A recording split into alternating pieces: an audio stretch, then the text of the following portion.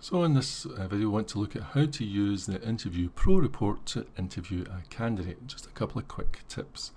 The first thing you'll notice is at the top of the page all the details of who the candidate is, in this case Bob Smith, which report design we're actually looking at, which is Interview Pro Lawyer, and the date and time that they actually registered. There's also a print in PDF button at the very top, so you can download a PDF version of this report and send that to other line managers, other interviewers, or it will open up on your phone and your tablet for convenience. A couple of things to point out in the report itself. If I was interviewing candidates, a couple of things I would recommend. First thing is you'll probably come across the People Maps map. This is an advanced feature. It's the only advanced feature that does actually require interpretation and therefore training, and most people will not be using it. So unless you've had specific training on this, you can largely ignore this feature here. It is advanced. It's mainly used by consultants. Moving on past that, you'll then come to the gauges. Now the gauges you can use, and here's how. First thing is that each gauge measures a very specific aspect of behaviour. So in this example here, we're looking at measuring someone's natural tendency towards proactive and influencing the decisions of others. So at 66, this is something that actually comes relatively easily to this individual. They are naturally drawn when it comes to influencing the decisions of others. It's something they kind of do. If they scored up here in the sort of 70, 80, 90 area, then that's something that they very strongly do. And again, with gauges, it's not so much about whether they can or can't. So if we look at this score here of 54 for natural attention to detail, then there are certainly people up in this area here who are much more naturally detailed than this person. Doesn't mean that they can't deal with details. No, of course not. They can, but they would have to concentrate and put a lot more energy and effort into paying attention to details than someone who's scoring 70 or 80. So that's how the gauges operate.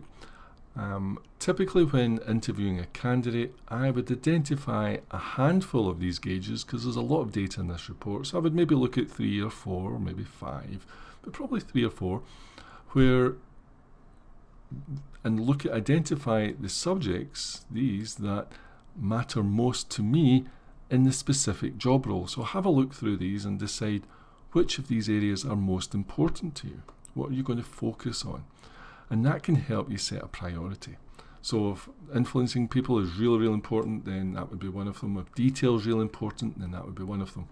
So it allows you to start setting some priorities. That can be very helpful.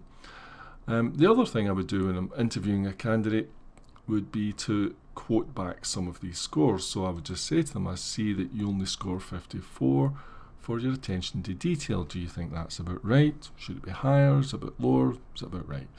And what you're wanting to do is get them to talk about that subject.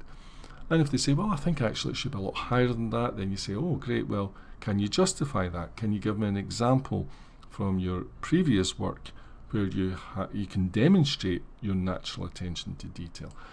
Mainly what you're wanting to get them to do is to open up and talk about stuff. You want them to share data with you. Now, I wouldn't just talk about low scores. I would also talk about high scores and medium scores as well. Get them to talk about the things that you care about. Or sometimes it's just something stands out and you want to, someone maybe score really high for something or really low for something, and use that, get them to talk about it. And this one here, good at making decisions. Well, if this job required a lot of decision making, then at 50, they're on the border of, if they're having to make decisions every day, all day, this is not something that they're terribly strong at. However, if they were only having to make decisions now and again, this really wouldn't bother me and it wouldn't really matter. So again, it's about understanding what matters to you and your job role. So that's how the gauges work. And then in terms of the report itself, if you scroll, the first one you'll get is usually is the strengths and challenges. Not every report's the same, but that's commonly used, that topic.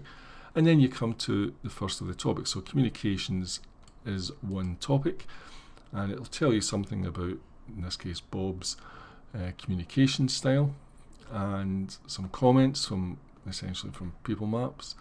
And then here there's questions to ask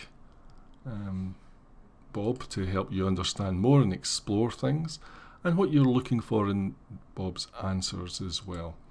And again, some more comments about Bob in terms relating to his communication at the bottom here. And each topic is laid out in a similar way. So you can ask the question. You probably wouldn't have time to ask all the questions in this report, so again, go through it and select the topics that are of most interest to you, ask those questions.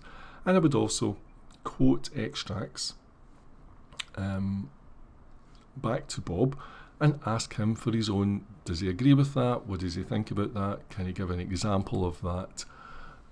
If he disagrees with that, that's okay. It's okay to disagree with the report. You don't feel you have to defend it. If they disagree with something in the report, say that's fantastic. How would you say it? How would you describe the alternative version of that instead of that? So it says here, for instance, Bob, he values being free of restrictions to see possibilities in situations. So you could maybe say, oh, that's interesting, Bob. What do you think about that? Does that sound like you? And he can either agree or disagree, and whatever way he answers, ask him to expand on that. Ask him for examples about that.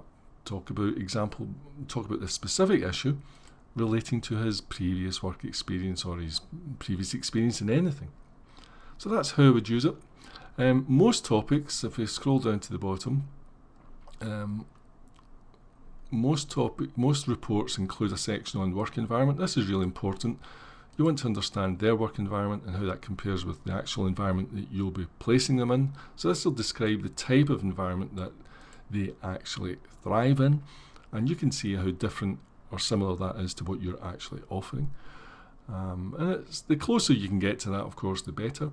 There's another topic here about how to create the right interview environment, because most people are pretty poor at interviews, so this topic can tell you if they're going to be naturally good at an interview, do they give a good performance or not, and if they don't, it'll give you some ideas on alternative interview settings that might reveal more data to you and get them to relax and talk to you more.